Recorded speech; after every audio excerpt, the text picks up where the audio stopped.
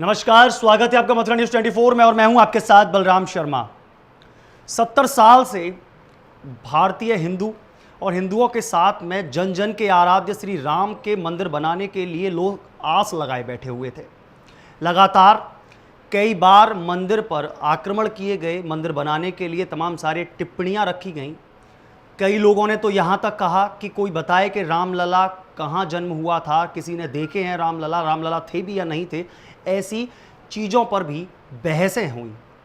लंबे एक अरसे के बाद 70 साल के बाद लगातार अभी 2019 में सुप्रीम कोर्ट ने राम मंदिर के पक्ष में फैसला जारी कर दिया। उसके बाद में लगातार हिंदुओं के मन में यह आस थी कि रामलला का मंदिर कब बनेगा और जो मंदिर बनेगा वह इतना भव्य होगा कि शायद भारत में उससे भव्य मंदिर कोई ना हो। आस लगाए बैठे थे, लोगों की एक टक निहार रहे थे कि कब मंदिर के निर्माण का दिन आए और कब हम मंदिर निर्माण करवाएं रामलला का और हमारे रामलला उस 3 टप्पर के बने हुए उस भवन टाइप से महल में विराजमान हों। इन तमाम सारी चीज़ों को लेकर लगातार लोग प्रयास में थे। हालांकि मंदिर को बनाने के लिए जो शिलाएँ थीं, जो मंदिर के भवन को बनाने के लिए जो गुम्मत थी, शिलाएँ थी, पत्थर थे, उनकी नक्काशी काफ़ी लंबे समय से चल रही थी, लेकिन उनको लगाने के आदेश नहीं मिले थे। आज आपके लिए और हमारे लिए और पूरे हिंदू समाज के लिए और हिंदू समाज के साथ साथ राम भक्तों के लिए वह दिन आ गया है। 5 अगस्त को वह मंदिर की पहली नींव रखी जाएगी। हमारे भारत के प्रधानमंत्री नरेंद्र मोदी जी द्वारा पहली नींव मंदिर की जो पहली नींव है वह रखी जाएगी। इस नींव को रखने में तमाम सारे लोग सहयोगी रहे। इस मंदिर को बचाने में, इस मंदिर की स्थापना कराने में तमाम लोगों का योगदान रहा, जिसमें से एक सबसे बड़े जो हमारे वृंदावन और मथुरा के थे। सबसे पहले तो मैं आदरणीय जो हमारी पूजनीय हैं साध्वी ऋतंबरा जी, उनका एक बहुत बड़ा योगदान इस पूरे मंदिर के बनाने में रहा। आज से 30 साल पहले जब ढांचा गिरा था बाबरी मस्जिद का, उस ढांचे से लेकर और अब तक लगातार इस मंदिर के निर्माण में वे अपना योगदान देती हुई आई हैं। इसी के साथ में हमारे वृंदावन के ही संत शिरोमणि आदरणीय जो ज्ञानानंद महाराज जी भी इसमें, उनका भी एक बहुत बड़ा योगदान रहा, जिन्होंने मंदिर के लिए अपना तन मन धन तीनों से न्यौछावर रहे।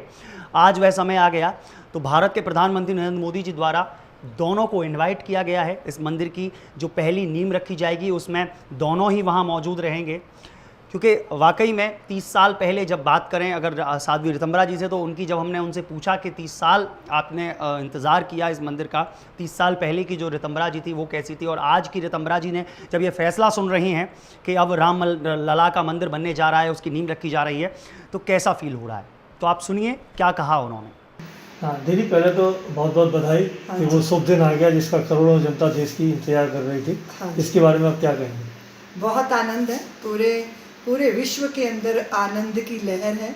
अगर कोरोना कॉल ना होता तो सारा संसार अयोध्या की गलियों और बीथियों में उमड़ कर आ जाता, लेकिन अभी क्योंकि हालात इस तरह के हैं, पर इन सब के बीच में हम सब लोग बहुत सुखद एहसास से भरे हैं कि हमारे रामलला भव्य मंदिर में विराजेंगे। और पूरा हिंदू समाज जो है, मैं हिंदू समाज कह रही हूँ, लेकिन प्रभु राम तो सारी मनुष्य जाति के हैं। आदर्शों का और नैतिकता का, मर्यादा का जीवन कैसे जिया जाता है, इसका मार्ग प्रशस्त उनके जीवन से होता है। और मेरे को इतना आनंद है भैया, क्योंकि मेरी ज़िंदगी का सबसे बड़ा लक्ष्य एक ही था कि हिंदू जाति का जो असली स्वरूप है वो सबके सामने आए और हमारे आराध्य जो है उनकी जन्मभूमियाँ, उनकी जन्मस्थलियाँ और उनका जीवन और उनकी जीवन यात्रा और जीवन से भी परे और जीवन से भी जन्म से पहले और मृत्यु के बाद का जो शाश्वत सत्य हमारे अवतारी महापुरुषों के द्वारा विश्व के अंदर स्थापित हुआ, वो उतने बड़े गौरव से स्थापित हो। ये शुभ घड़ी आ गई है। राम शिलाएं घर घर पूजित होकर आई थी और उन पर अक्षत ही और पुष्प ही नहीं चढ़े थे, लोगों ने अपनी जवानियाँ चढ़ा दी थी। अब वो समय आ गया है, उन राम शिलाओं को सार्थक करना है और उन जवानियों की भी सार्थकता का समय आ गया है जो असमय काल कवलित हुई लेकिन अकाल की शरण में गई। सरयू के जल में बहुत रक्त बहा था कार सेवकों का, उनको भी न्याय मिलने वाला है। और उन माताओं की कोख और हृदय ठंडक से भर जाएगा, जिन्होंने भरी जवानी में अपनी संतानें राम जन्मभूमि के लिए समर्पित की। इसीलिए 500 साल की लड़ाई में जितने भी राम भक्त हुतात्मा हुए, बलि हुए, बलिदान हुए, उन सब की आत्माओं को भी शांति मिल जाएगी। 5 अगस्त अधीरता से उसकी प्रतीक्षा हो रही है। नहीं, जिस प्रकार से 5 अगस्त और 7 अगस्त और 15 अगस्त ये तीनों अपने देश के लिए अब क्या गौरव, जैसे 7 अगस्त और 15 अगस्त तो गौरव सही हो गए, क्या 5 अगस्त भी अब गौरव माना जाएगा? जी बिल्कुल गौरव माना जाएगा, क्योंकि जिस दिन प्रभु राम के मंदिर का प्रारंभ हुआ है तो इतिहास रचे जाते हैं। और देखिए आप, हम विपरीत परिस्थितियों में इतिहास रचने के हमेशा जो है अग्रणी भूमिका निभाते रहे हैं। भले ही विपत्ति का काल है, लेकिन प्रतिकूलताओं में भी इतिहास रचने का मादा होना चाहिए, और इतिहास रचा जा रहा है। 5 अगस्त को देश के प्रधानमंत्री जी के द्वारा रामशिला की पहली जो है वो शिला रखी जाएगी, मंदिर का प्रारंभ होगा। निश्चित रूप से इतिहास ही रचा जाएगा। आज से 30 साल पहले की दीदी माँ जिसके अंदर वो था और वो जी चाहती थी कि राम मंदिर का निर्माण हो, आज वो स्वयं अपने आंखों से राम मंदिर का निर्माण होती देखी। जी, मैं इस समय की दीदी माँ के अंदर क्या विचार है? मैं ये समझती हूँ कि साधना न व्यर्थ कभी जाती, चलकर ही मंजिल मिल पाती है। अगर आपने बीज बो दिया है तो वो कभी ना कभी तो जरूर उगेगा।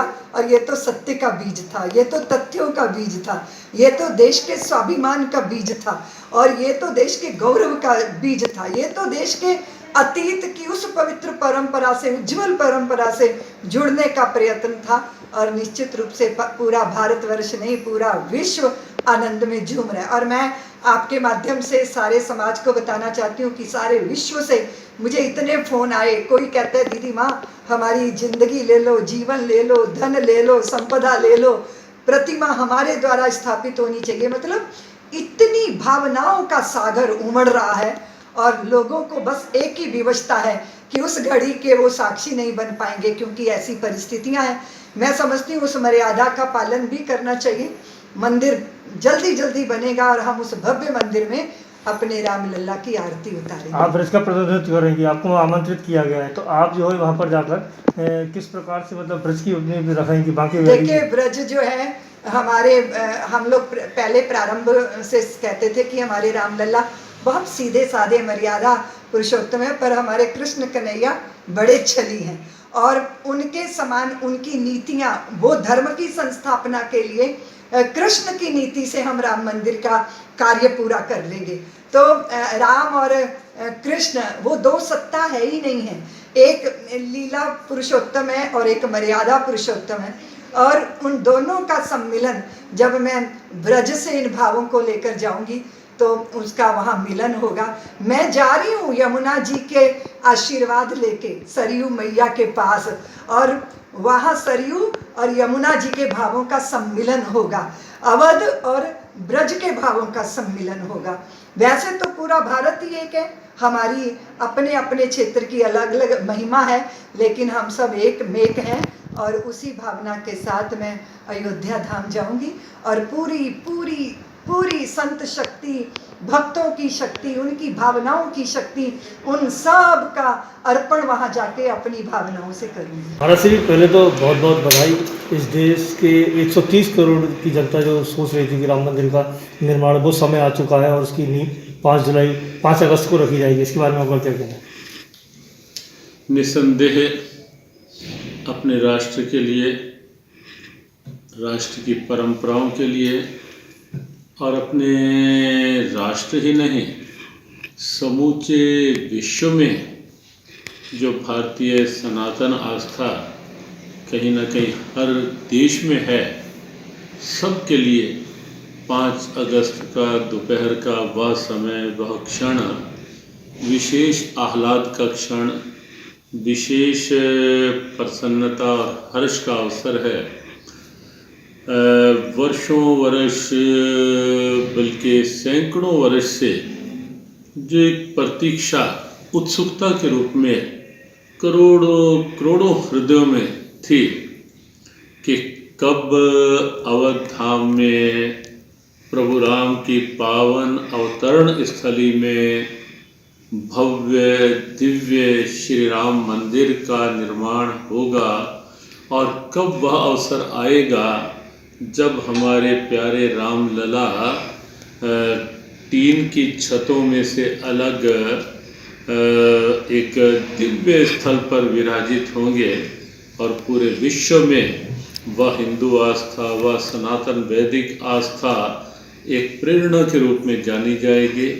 हमारे लिए अत्यंत आनंद का अवसर है, ऐतिहासिक अवसर है कि 5 अगस्त को मध्याह्न के समय में श्री राम मंदिर का विधिवत शिलान्यास होगा, भूमि पूजन होगा और अनवरत निर्माण कार्य चलता रहेगा।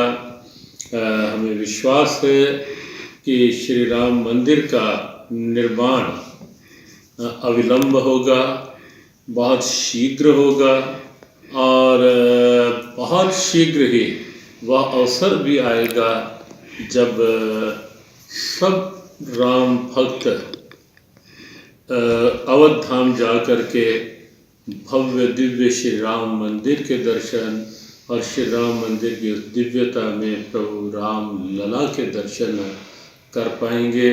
और इस अवसर पे हम नमन करना चाहेंगे उन सबको भी जिन्होंने श्री राम मंदिर निर्माण के लिए अपने प्राणों की आहुतियाँ दी, जिन्होंने अनेक कष्ट सहन किए, अनेक रूप में अभियान जो चलाते रहे, आह्वान करते रहे और आज उन सब के बलिदान आह्वान सार्थक होते दिखाई दे रहे हैं। उन सब के राम भक्तों के बलिदानों को नमन और सबके प्रति हृदय से सद्भावना, शुभकामना। नहीं, जिस प्रकार से कार सेवकों ने अपना मतलब राम जन्मभूमि को मुक्त कराने के लिए बलिदान दिया, साकेत बास हुए और श्री राम के प्रभु के चरण में चले गए, क्या इसको आप श्रद्धांजलि कहेंगे देशवासियों की 5 अगस्त को एक अच्छी? निसंदेह 5 अगस्त को हमने भी प्रणाम किया है उन सबको और उन सब की भी अंतरात्मा निसंदेह जहाँ भी वो होंगे आज अत्यंत आह्लादित, क्योंकि अपनी सनातन आस्था में तो मृत्यु केवल शरीर की होती है, जीव तो कहीं ना कहीं अपनी यात्रा में रहता है, तो निसंदेह वह भी आह्लादित होंगे और ये वास्तव में उनके प्रति एक सच्ची श्रद्धांजलि, भावांजलि, नमनांजलि होगी। और जब जब कोई श्री राम मंदिर के दर्शन करेगा, श्री राम मंदिर के दीवारों में उनकी मूक स्मृतियाँ, मौन स्मृतियाँ सदैव सबके सामने रहेंगी। आपको इस मतलब ये जाने का न्योता मिला है कि नहीं, और मिला है तो आप जाएंगे? हमें लगता है कि क्योंकि कोरोना वायरस चल रहा है और क्या स्वरूप रहेंगे, क्या स्थितियां रहेंगी, वो उसके अनुसार है, लेकिन हमारी दृष्टि से ये महत्वपूर्ण नहीं है कि कौन वहाँ उपस्थित होंगे। महत्वपूर्ण ये है इस समय कि प्रभु राम का पावन मंदिर बन रहा है, बनेगा और हम तो यहीं बैठे बैठे हमारी सद्भावनाएं हैं और यदि स्थितियां अनुकूल रही और उस रूप में कोई स्थिति बनती है तो जाने में भी कोई आपत्ति नहीं, और अगर मान लो नहीं भी गए तो भी हमें आनंद है कि मंदिर बन रहा है। अगर मान लो 5 अगस्त को सभी लोग वहाँ नहीं पहुँच पाएंगे कोरोना वायरस की वजह से, तो क्या 5 अगस्त को एक उत्सव के रूप में संत लोग अपने आश्रमों में निसंदेह होना चाहिए कि क्योंकि वहाँ तो हम समझते हैं और हम चाहते भी यही हैं कि नियम निर्देशों के अनुसार उतना ही पर सीमित स्थिति ही रहनी चाहिए, क्योंकि देश भर में कई अखाड़े हैं, कई आचार्य हैं, शंकराचार्य, रामानुजाचार्य, सब पीठ हैं, रामानंदाचार्य, निम्बार्काचार्य। अब उनके लिए भी निस्संदेह एक दुविधा की स्थिति होगी ही कि कहाँ कहाँ किस किस को आमंत्रित करें, कैसे करें।